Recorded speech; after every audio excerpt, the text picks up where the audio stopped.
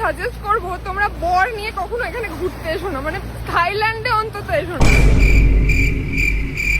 Guys কি সুন্দর, ও ভাই জায়গাটা দারুণ জায়গা, একদম পুরো। ঠিক আছে, আমরা এয়ারপোর্টে, এখান থেকে আমরা সোজা চলে যাব ফুকেতে, মানে থাইল্যান্ডে। আচ্ছা, তোমরা থাইল্যান্ডে কি করতে যাচ্ছ?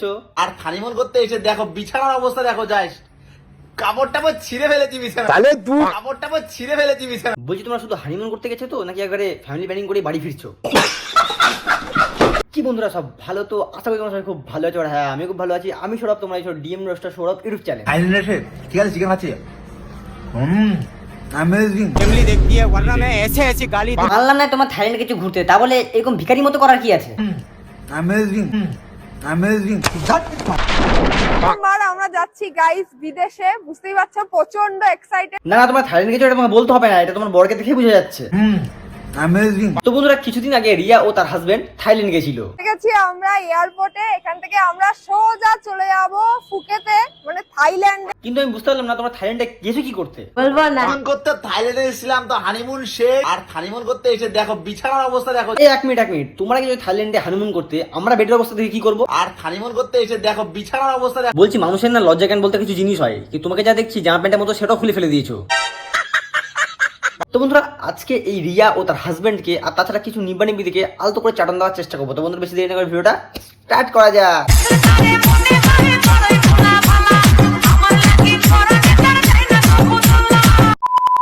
আর আমরা যাচ্ছি গাইস বিদেশে, বুঝতেই পারছো, প্রচন্ড এক্সাইটেড।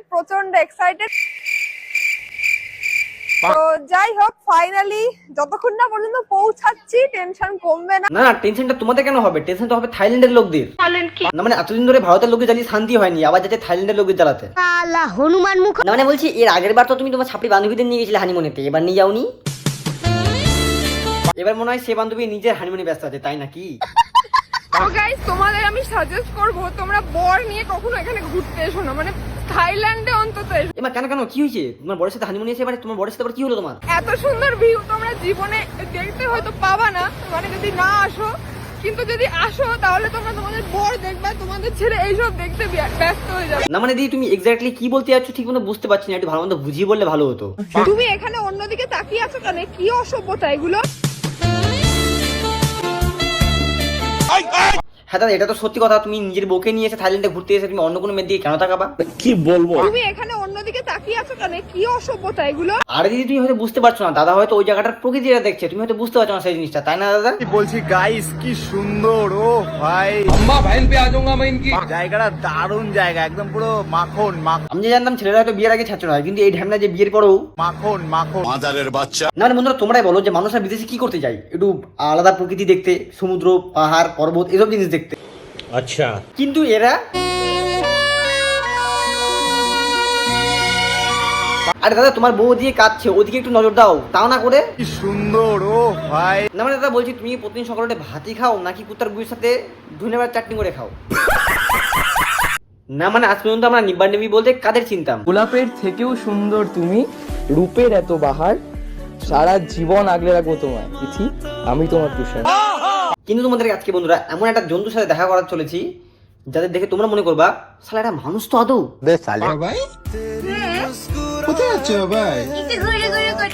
বলে বাবা ঘুরি ঘুরি করতে যাচ্ছ তুমি, কিন্তু ঘুরি ঘুরি করে করতে যাচ্ছ শোনা? কেন সারা ফেসবুকটা খেয়ে হয়নি তোমার, আবার বাইরে হাওয়া খেতে যেতে হবে তোমাকে? না মানলাম সবারই বাচ্চা কাচ্চা দেখতে ভালো লাগে, তা বলে এরকম আড্ডামনি বাচ্চা না। কি গান করছিলে আমার এটা?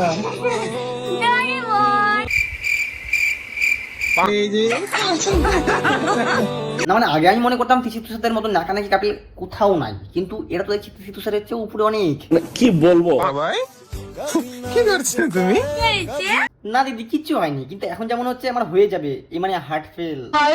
এই জামাটা নতুন কিনেছে ঠিক আছে, আর এই যে দামের যে ট্যাগটা থাকে না ওটা ছুটে। না মানে বাচ্চা কাচ্চা হাসি দেখে মন থেকে ভালো লাগে, কিন্তু এর হাসিটা একবার দেখো, মুখটা দেখেই মনে হচ্ছে গাধার ঘাড় খুলে গেছে মনে হয়। আর এর বরকেও বলি হারি, যখনই ক্যামেরা অন করে তখনই বাবাই বাবাই বাবাই বাবাই বাবাই। আমার যেমন হয় এত অপরের নাম ডেকে তো তিসি তুষারও ডাকিনি যতটা এরা ডাকছে নিজেদেরকে। শরম করো। বিশেষ করে দাদা তুমি একবার শুধু বাবার নামটা মুখে নাও, আমি শালা কুচু কাছে নিয়ে ফাঁসি দিয়ে দেবো দেখিনি। মন খারাপ। মানে তোমরাই বলো ওর মুখ দেখে কি মনে হচ্ছে ওর মনটা খারাপ? দেখতে পাচ্ছি যে রাক্ষসের মতন গিলছে তাও জিজ্ঞাসা করছে মন খারাপ। আরে দাদা তুমি কি কখনো দেখেছো গাধার গাড়ির মন খারাপ হয়? তো বন্ধুরা আজকের জন্য এটুকুই। ভিডিও তোমার কেমন লাগলো অবশ্যই কমেন্ট জানিও, একটা লাইক একটা সাবস্ক্রাইব করে দিও, আর তোমাদের ভিডিওটা কেমন লেগেছে কমেন্ট অবশ্যই জানিয়ে দিও কিন্তু। হ্যাঁ, তো আজকের জন্য এটুকুই। Tata and good bye.